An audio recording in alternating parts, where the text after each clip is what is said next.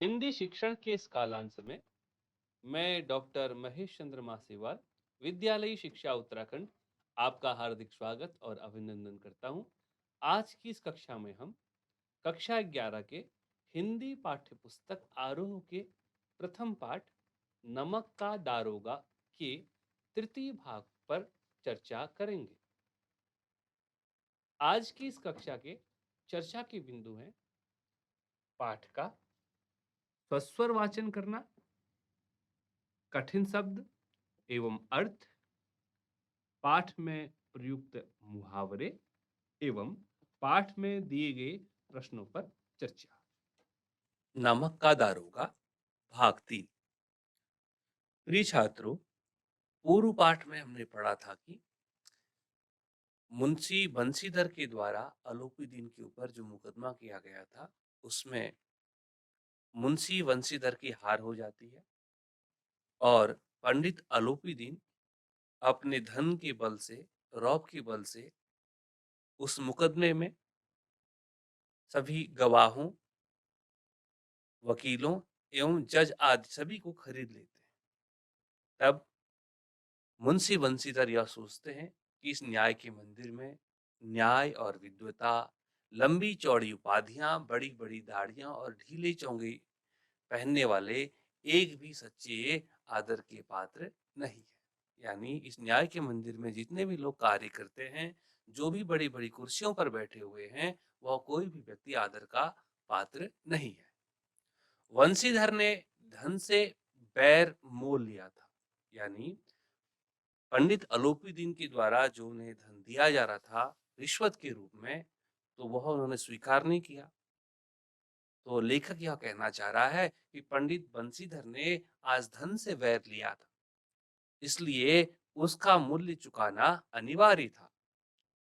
कठिनता से एक सप्ताह बीता होगा कि मुअत्तली यानी बेदखली का परवाना आ पहुंचा। परवाना यानी आदेश, यानी मुंशी बंशीधर जिस पद पे कार्यरत थे, उस कार्यरत से उन्हें उस कार्य से उन्हें सस्पेंड कर दिया गया, नौकरी से निकाल दिया गया।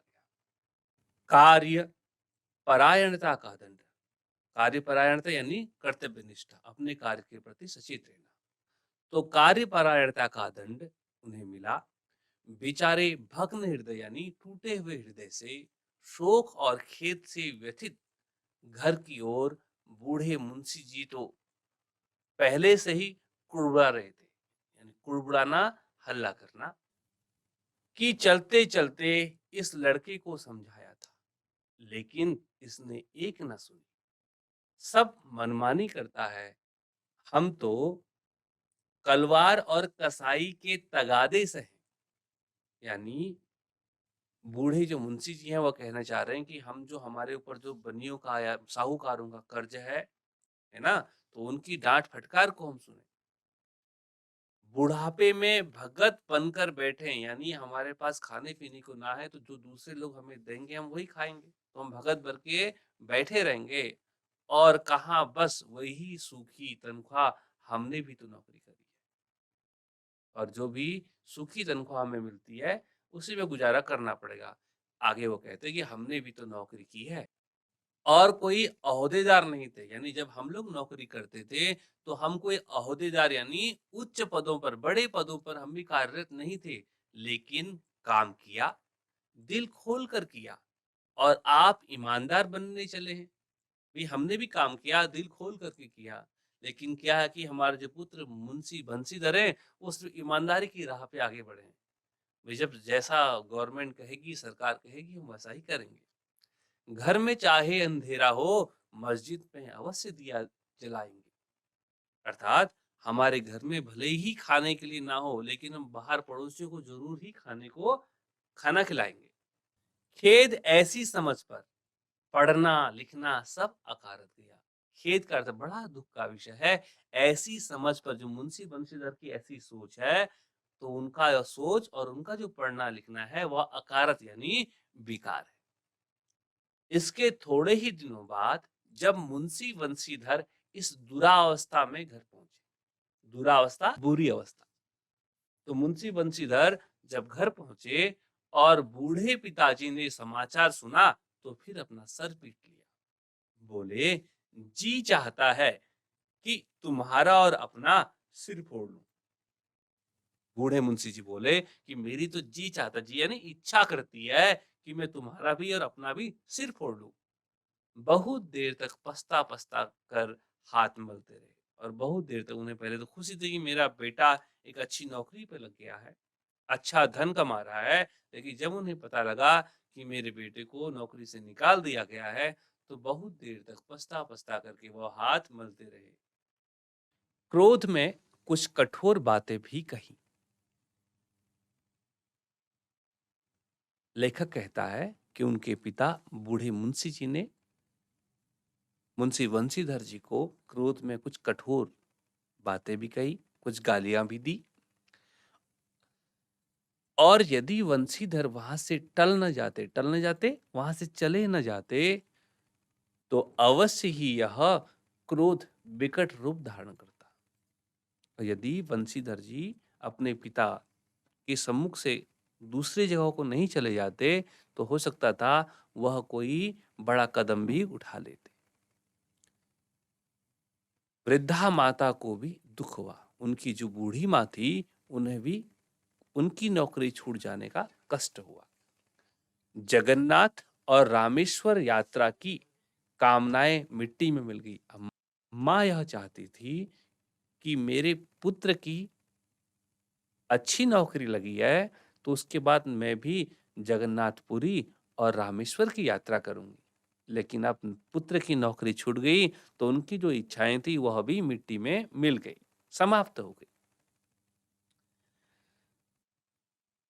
पत्नी ने तो कई दिनों तक सीधे मुंह से बात भी नहीं की। और पत्नी को जब पता लगा कि मेरे पति की नौकरी छूट गई है, तो उन्होंने भी उनसे सीधे मुंह बात नहीं की। इसी प्रकार एक सप्ताह बीत गया, एक सप्ताह, एक हफ्ता बीत गया। संध्या का समय था, सायंकाल का समय था। बूढ़े मुंशी जी बैठे राम नाम की माला जप रहे थे। इसी समय उनके द्वार पर सजा हुआ रथ आकर रुका। हरे और गुलाबी पर्दे, पछइये बैलों की जोड़ी, उनकी गर्दनों में नीले धागे, सींगें पीतल से जड़ी हुई। तो जब बूढ़े मुंशी जी अपनी घर के पास, जब बूढ़े मुंशी जी घर में बैठ करके राम नाम की माला जप रहे थे, उसी समय उनके दरवाजे पर एक सजा हुआ रथ आकर रुका। उस रथ में गुलाबी पर्दे लगे हैं, पछइये बैलों की जोड़ी। पछइये यानी पश्चिमी बैल, लंबे लंबे सींग वाले जो बैल होते हैं, उन्हें पश्चिम पछइये कहते हैं। तो ऐसे लंबे लंबे सींगों वाले जो बैल हैं, उन बैलों की जोड़ी, और उनकी गर्दनों में क्या है, नीले धागे लगे हैं, सींगें पीतल से जड़ी हुई है। उनके सींगों में पीतल लगाया गया है। कई नौकर लाठियां कंधे पर रखे साथ थे, और कई सारे नौकर उस रथ के पीछे पीछे कंधे में लाठियां लेकर चल रहे थे। मुंशी जी अगवानी को दौड़े। अगवानी यानी स्वागत करने के लिए। नीचे कठिन शब्द में भी दिया है अगवानी का अर्थ। तो मुंशी जी यानी बूढ़े मुंशी जी उस रथ में जो बैठा है व्यक्ति, उसके स्वागत करने के लिए दौड़े। देखा तो पंडित अलोपीदीन है। रथ के पास जाके उन्होंने देखा कि पंडित अलोपीदीन रथ में बैठे हुए हैं। झुककर दंडवत की। तो बूढ़े मुंशी जी ने झुक करके प्रणाम किया और लप्पो-चप्पो की बातें करने लगे। लप्पो-चप्पो यानी चिकनी-चुपड़ी बातें करने लगे। भैया आप तो महान हो, सर्वश्रेष्ठ हो, धनवान हो, विद्वान हो, हैं? हमारा पुत्र तो मूर्ख है। इस प्रकार की बातें करने लगे। हमारा भाग्य उदय हुआ। आज हमारा भाग्य उदय हुआ है जो आप हमारे घर में पधारे हैं। हमारा भाग्य उदय हुआ जो आपके चरण इस द्वार पर आए। यानी बूढ़े मुंशी जी कह रहे हैं कि आज हमारा भाग्योदय हो गया कि आप पंडित जी, आप हमारे घर पर आए हैं। आप हमारे पूज्य देवता हैं। आपको कौन सा मुंह दिखाएं? मुंह में तो कालिख लगी हुई है। बूढ़े मुंशी जी कहते हैं आप हमारे पूजनीय देवता हैं। आदरणीय देवता हैं, हम आपको कौन-सा मुँह दिखाएँ? मुँह पर तो हमारे बेटे ने कालिख पोत दी है। यानी आपको जो जेल में डाला, कुकृत्य आपके साथ किया, तो उसकी कालिख हमारे चेहरे पे लगी हुई है, इसलिए हम आपको मुँह भी नहीं दिखा सकते। किंतु क्या करें? लड़का अभागा कपूत है। कपूत यानी बुरा पुत्र है। हमारा जो पुत्र है, वह बुरा है, अच्छा नहीं है। नहीं तो आपसे क्यों मुँह छिपाना पड़ता? यदि हमारा पुत्र अच्छा होता, अच्छे काम किया होता, तो फिर आपसे मुँह छिपाने की हमें आवश्यकता नहीं पड़ती। ईश्वर निसंतान चाहे रखे, पर ऐसी संतान ना दे। बूढ़े मुंशी जी कहते हैं, भगवान भले ही किसी को निसंतान रखे, किसी को पुत्र ना दे, पर ऐसी संतान भी ना दे, जिससे किसी को कष्ट सहना पड़े। आलोपी दीन ने कहा, नहीं भाई साहब, ऐसा ना कहिए। अब पंडित आलोपीदीन जी कह रहे हैं बूढ़े मुंशी जी को, बोले नहीं भाई साहब, ऐसा आप मत कहें। मुंशी जी ने चकित होकर कहा। तब मुंशी जी चकित होकर के बोले, ऐसी संतान को और क्या कहूं? भई जिस मेरे पुत्र ने आपको जेल में डाल दिया, ऐसे पुत्र के लिए मैं और क्या कहूं? आलोपी दीन ने वात्सल्यपूर्ण स्वर में कहा, वात्सल्यपूर्ण प्रेम पूर्वक, पुत्र के लिए जो प्रेम होता है उसे वात्सल्य कहते हैं। तो उस स्वर में कहा, कुल तिलक यानी सुपुत्र, अच्छा पुत्र को कुल तिलक भी कहते हैं, सुपुत्र भी कहते हैं। तो कुल तिलक और पुरुषों की कीर्ति उज्जवल करने वाले संसार में ऐसे कितने धर्मपरायण मनुष्य हैं जो धर्म पर अपना सब कुछ अर्पण कर सके। अलोपुद्दीन जी बूढ़े मुंशी जी को कह रहे हैं कि कुल तिलक एक अच्छा पुत्र और पुरुषों की कीर्ति को बढ़ाने वाला है। संसार में ऐसे कितने लोग हैं, कितने पुरुष हैं जो अपना सब कुछ धर्म को सौंप सके, धर्म को अर्पण कर सकें। यानी अपने कर्तव्य का धर्म पूर्वक पालन करें, ऐसे कितने लोग हैं। पंडित अलोपीदीन ने वंशीधर से कहा, पंडित अलोपीदीन तब वंशीधर को कहते हैं, दारोगा जी इसे खुशामद ना समझिए। दरोगा जी, इसे कोई खुशामद ना समझें। खुशामद करने के लिए मुझे इतना कष्ट उठाने की ज़रूरत ना थी। यदि कोई मुझे खुशामद ही करनी होती, तो मैं यहाँ तक आपके घर तक चल कर नहीं आता। उस रात को आपने अपने अधिकार बल से मुझे अपनी हिरासत में लिया था। भई उस रात जब आप नदी किनारे पुल पर मिले थे, तो उसमें आपका जो अधिकार था, आप दारोगा थे, तो आपने अधिकार बल से मुझे अपनी हिरासत में लिया था। किंतु आज मैं स्वेच्छा से आपकी हिरासत में हूँ। आज मैं अपनी इच्छा से आपके घर पर आया हूँ। मैंने हजारों रईस और अमीर देखे।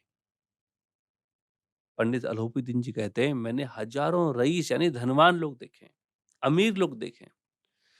हजारों उच्च पदाधिकारियों से काम पड़ा। मेरे हजारों जो बड़े-बड़े अधिकारी हैं, उनसे भी मेरा काम पड़ा, किंतु मुझे परास्त किया तो आपने। यदि मुझे आज तक किसी ने हराया है, तो सिर्फ़ आपने हराया। मैंने सबको अपना और अपने धन का गुलाम बनाकर छोड़ दिया। जितने भी लोग आए, जितने भी बड़े अधिकारी आए, उन सबको मैंने अपना गुलाम बनाया। यदि मेरे नहीं बने, तो धन का उन्हें गुलाम बनाया और गुलाम बनाकर छोड़ दिया। मुझे आज्ञा दीजिए कि आपसे कुछ विनय करूँ। भई मुझे आप कुछ आज्ञा दें कि मैं आपसे कुछ कह सकूँ। वंशीधर ने अलोपी दीन को आते देखा, तो उठकर सत्कार किया, किंतु स्वाभिमान सहित। अलोपी दीन जी इस बात को कह रहे हैं, तो इस कहते-कहते जब बंशीधर ने उन्हें अपनी ओर आते हुए देखा, तो उठ करके सत्कार किया, उनका आदर किया, सम्मान किया, किंतु स्वाभिमान के सहित। ऐसा नहीं भाव आया कि मैंने कोई गलत कार्य किया है। वस्तुतः वंशीधर जी तो ठीक थे अपने स्थान पर, उन्होंने अपने कर्तव्य का पालन किया था। समझ गए कि वह महाशय मुझे लज्जित करने और जलाने आए हैं। और यह भी उन्हें समझ में आया कि ये जो महाशय पंडित अलोपीदीन जी आज मेरे घर पे आए हैं, क्योंकि अलोपीदीन ने उन्हें नौकरी से निकाल दिया था।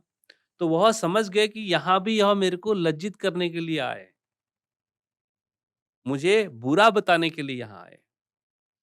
क्षमा प्रार्थना कर चेष्टा नहीं की, इसलिए उन्होंने उनसे माफ़ी नहीं माँगी कि मेरे द्वारा आपके लिए कोई गलत कार्य हुआ है। वरन उन्हें अपने पिता की वह ठकुर सुहाती की बात असहसी प्रतीत हुई।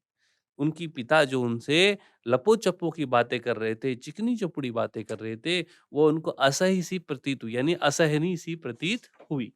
पर पंडित जी की बातें सुनी तो मन की मैल मिट गई। अब मुंशी बंशीधर जी ने जब पंडित जी की इस प्रकार की बातें सुनी, तो उनकी मन की जो मैल है, मन में यह था कि मुझे आज नीचा दिखाने के लिए आप आए हैं, तो वह बातें उनके मन से निकल गई।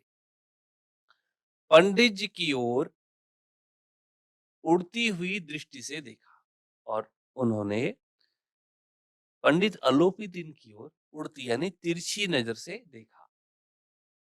सद्भाव झलक रहा था। उनके चेहरे पर अच्छा व्यवहार दिख रहा था। गर्व ने अब लज्जा के सामने सिर झुका दिया। अभी तक मुंशी बंशीधर जो यह भाव अपने अंदर रख रहे थे कि मैं बिल्कुल भी माफी नहीं मांगूंगा, तो अब उन्हें यह प्रतीत हुआ कि पंडित अलोपीदीन मुझे नीचा दिखाने नहीं आए हैं, बल्कि मेरा कुछ सम्मान करने, उत्साहवर्धन करने के लिए आए हैं। तो लज्जा के सामने उन्होंने सिर झुका दिया। शर्माते हुए बोले, और फिर वह शर्माते हुए बोले, यह आपकी उदारता है। यह आपका उदारता यानी बड़प्पन है, जो आप ऐसा कहते हैं।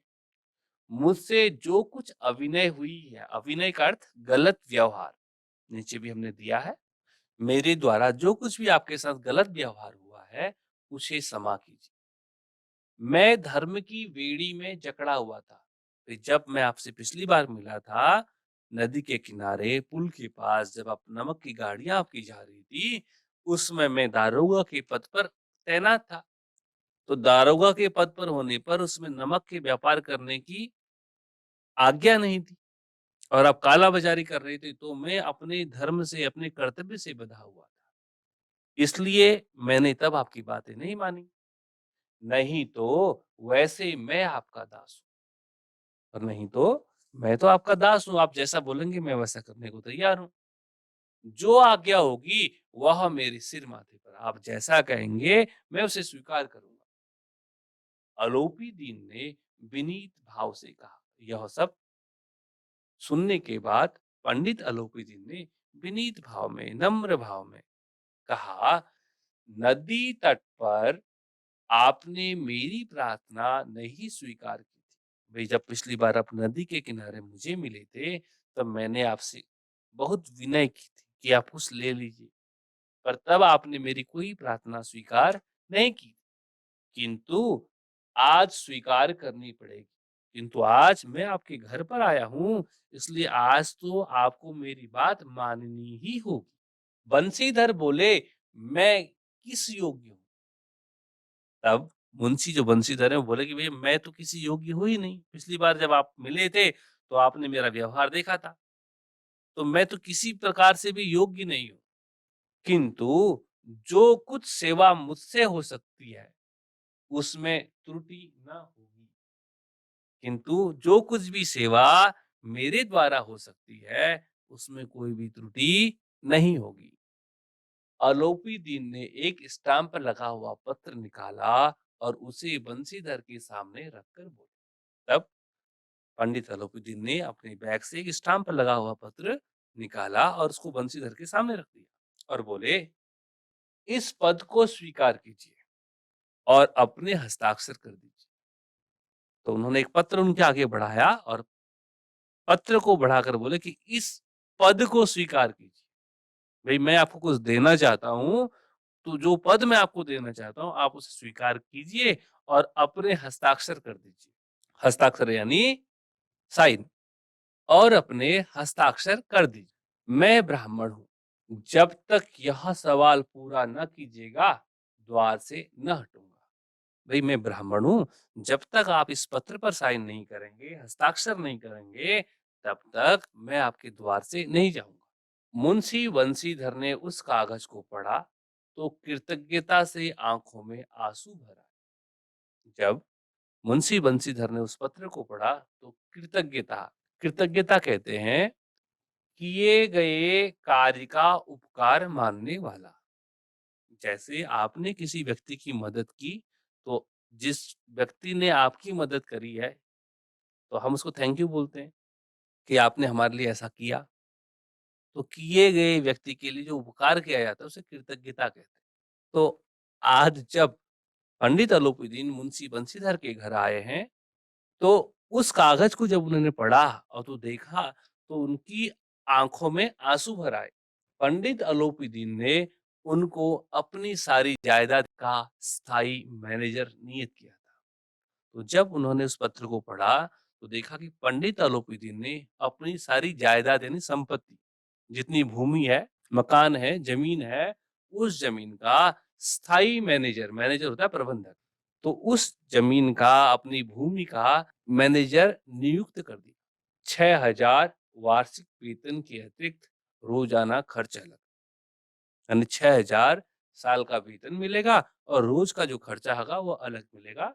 सवारी के लिए घोड़े, रहने को बंगला, नौकर-चाकर मुफ्त, यह सब उन्हें दिए गए। कंपित स्वर में बोले, तब मुंशी बंशीधर जी कंपित स्वर में, कंपायमान स्वर में बोले, पंडित जी, मुझ में इतनी सामर्थ्य नहीं। मेरे अंदर इतना सामर्थ्य नहीं है कि आपकी उदारता की प्रशंसा कर सकूं। आपने जो उदारता का भाव मुझे दिखाया है, मेरे ऊपर जो उदारता आपने दिखाई है, कि मैं उसकी प्रशंसा कर सकूं। किंतु मैं ऐसे उच्च पद के योग्य नहीं हूं। आप जिस उच्च पद पर मुझे बैठाना चाहते हैं, मैं उस उच्च पद के योग्य नहीं हूं। अलोपीदीन हंसकर बोले, मुझे इस समय एक अयोग्य मनुष्य की ही जरूरत है।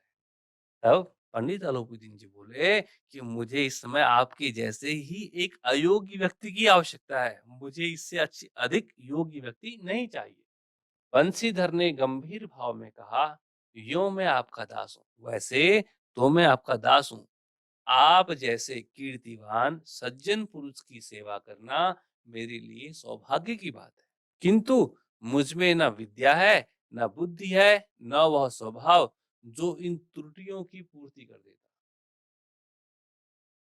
मुंशी बंशीधर जी कहते हैं कि सौभाग्य की यह बात है कि मुझ में न यह विद्या है, न वह बुद्धि है, न वह स्वभाव है कि जो मैंने पहले गलत कार्य आपके लिए किए हैं, जो मैंने आपको जेल पहुंचाया है, ऐसे कुकर्मों की पूर्ति कर सकूं। किंतु ऐसे महान कार्य के लिए एक बड़े मर्मज्ञ, मर्मज्ञ यानी मर्म को जानने वाला, सूक्ष्मता से किसी विषय को जानने वाला अनुभवी मनुष्य की आपको जरूरत है। तब अलोपी दीन ने कलम दान से कलम निकाली। तब उस समय पंडित अलोपी दीन ने कलमदान यानी कलम रखने का पात्र, जिसमें हम पेन रखते हैं, अंग्रेजी में आप पेन पॉड भी कह सकते हैं उसे हम कलमदान कहते हैं। तो पंडित अलोपीदीन ने अपनी कलमदान से अपनी कलम निकाली और उसे बंशीधर के हाथ में देकर बोले, न मुझे विद्वता की चाह है, चाह यानी इच्छा, मुझे किसी विद्वान व्यक्ति की चाह इच्छा भी नहीं है, न अनुभव की आवश्यकता है, न मर्मज्ञता की आवश्यकता है, न कार्यकुशलता की, मुझे कोई कार्यकुशल व्यक्ति भी नहीं चाहिए। इन गुणों के महत्व का परिचय खूब पा चुका हूँ। नदी किनारे मिले थे, तो मैं इन गुणों से वहां परिचित हो चुका हूं। अब सौभाग्य और सुअवसर ने मुझे वह मोती दे दिया है, जिसके सामने योग्यता और विद्वता की चमक फीकी पड़ जाती है। किंतु अब सौभाग्य से ऐसा अवसर भी आ पड़ा है और मुझे ईश्वर ने वह मोती दे दिया है, जिसके सामने योग्यता और विद्वता की चमक फीकी पड़ जाती है। यह कलम लीजिए, यह कलम यानी यह पेन लीजिए, अधिक सोच विचार न कीजिए, दस्तखत कर दीजिए। दस्तखत यानी हस्ताक्षर कर दीजिए। परमात्मा से यही प्रार्थना है कि वह आपको सदैव वही नदी के किनारे वाला बेमुरवत, उदंड, कठोर परंतु धर्मनिष्ठ दरोगा बनाए रखे। पंडित अलोपीदीन आगे वंशीधर जी के लिए कहते हैं कि मैं भगवान से यही प्रार्थना करता हूँ कि वह आपको सदैव यानी हमेशा वही नदी के किनारे वाला, जैसे आप मुझे पहले नदी के किनारे मिले थे, उसी प्रकार का अपने कर्तव्यों का पालन करने वाला ईमानदार और धर्मनिष्ठ दारोगा बनाए रखे। यह सुनकर बंशीधर की आंखें डबडबाई, यानी यह जब बंशीधर ने सुना तो उनकी आंखों में पानी आ गया। हृदय के संकुचित पात्र में इतना एहसान न समा सका और उनके हृदय के संकुचित यानी छोटे से पात्र में उनका यह पंडित अलोपी दीन के द्वारा गए किया गया यह जो एहसान है, मैनेजरी का जो पद उन्हें दिया जा रहा है, यह उनके अंदर न समा सका। एक बार फिर पंडित जी की ओर भक्ति और श्रद्धा की दृष्टि से देखा। फिर पुनः एक बार मुंशी बंशीधर ने पंडित जी की ओर भक्ति से श्रद्धा की दृष्टि से देखा और कांपते हुए हाथ से मैनेजरी के कागज पर हस्ताक्षर कर दिए।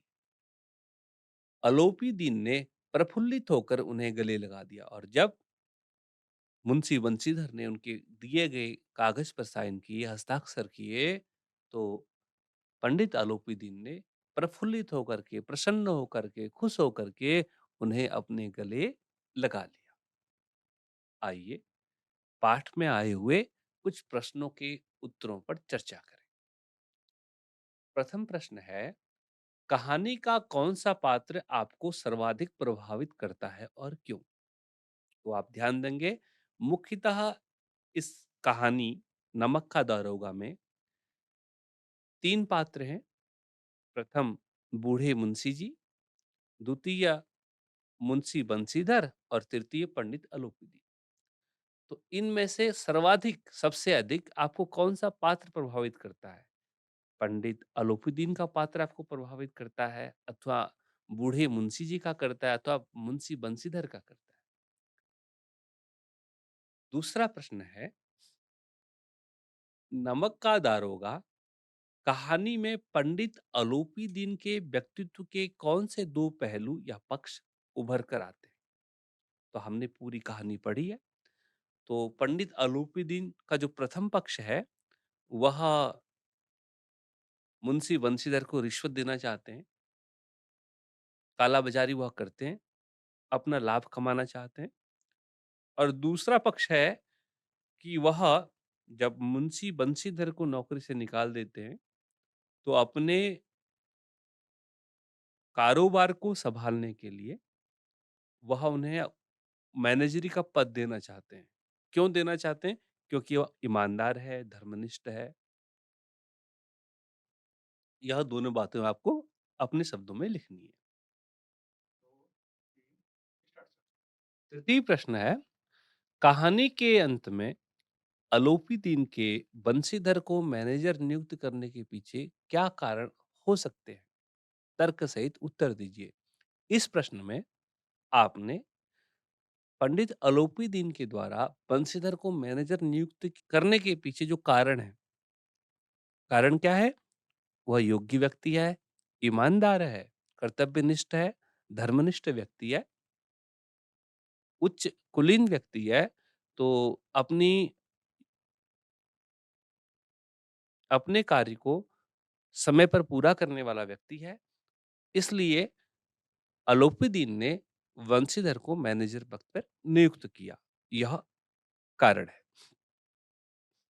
चतुर्थ प्रश्न है, लड़कियां हैं वह घास फूस की तरह बढ़ती चली जाती हैं।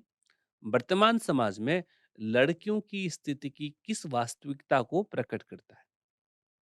यह जो वाक्य है, वह बूढ़े मुंशी जी के द्वारा मुंशी वंशीधर जी के लिए कहा गया था, जब वो बेरोजगार थे। तो उन्होंने बताया था कि जो हमारे घर की जो भी लड़कियां हैं घर में, वह बड़ी हो रही हैं और आगे चलने पर उनकी विवाह की चिंता होगी। विवाह में खूब सारा धन आदि खर्च होगा, तो यदि हमारे पास धन नहीं होगा तो हम उनका विवाह कैसे करेंगे? तो धन कमाने के लिए लड़कियों के विवाह के लिए अधिक धन की आवश्यकता होती है। इस बात को बूढ़े मुंशी जी मुंशी बंशीधर जी को बता रहे हैं कि वर्तमान समय में भी लड़कियों के विवाह के लिए माता-पिता के ऊपर बहुत बड़ी ज़िम्मेदारी होती है। उन्हें इस ज़िम्मेदारी का कर्तव्यतापूर्वक पालन करना चाहिए। मूल्यांकन। प्रथम प्रश्न है, पंडित अलोपीदीन ने मुंशी बंशीधर को किस पद पर नियुक्त किया? तो इसका उत्तर आप जानते ही हैं। इसका उत्तर होगा मैनेजर के पद पर। द्वितीय प्रश्न है, पंडित अलोपीदीन ने मुंशी बंशीधर को उच्च पद पर क्यों नियुक्त किया? तो आप सभी जानते हैं इसका उत्तर, क्योंकि वह योग्य थे, कर्तव्यनिष्ठ थे और ईमानदार थे। इसलिए पंडित अलोपीदीन ने मुंशी बंशीधर को उच्च पद पर नियुक्त किया। तृतीय प्रश्न है, मुंशी बंशीधर ने पंडित अलोपीदीन का स्वागत किस प्रकार किया?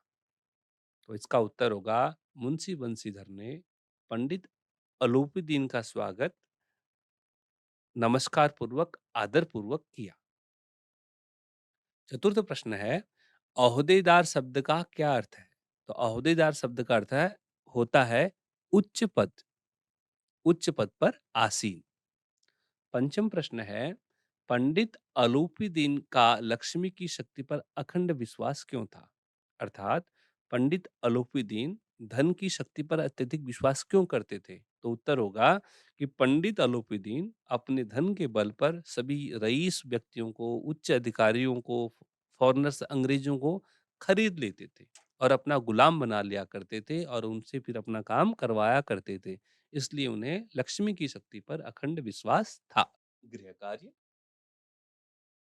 आज का आपका गृह कार्य है, एक अच्छा नागरिक बनने के लिए आप पंडित अलोपीदीन और मुंशी वंशीधर के चरित्र में से किसे और क्यों अपनाना चाहेंगे, स्पष्ट करें। यानी इस पाठ में आए हुए जो दो मुख्य पात्र हैं, पंडित अलोपीदीन और मुंशी बंशीधर, इन दोनों के चरित्रों में से आप किस व्यक्ति के चरित्र को अपनाना चाहेंगे और क्यों, वह आपको अपनी टिप्पणी पुस्तिका में लिखना है।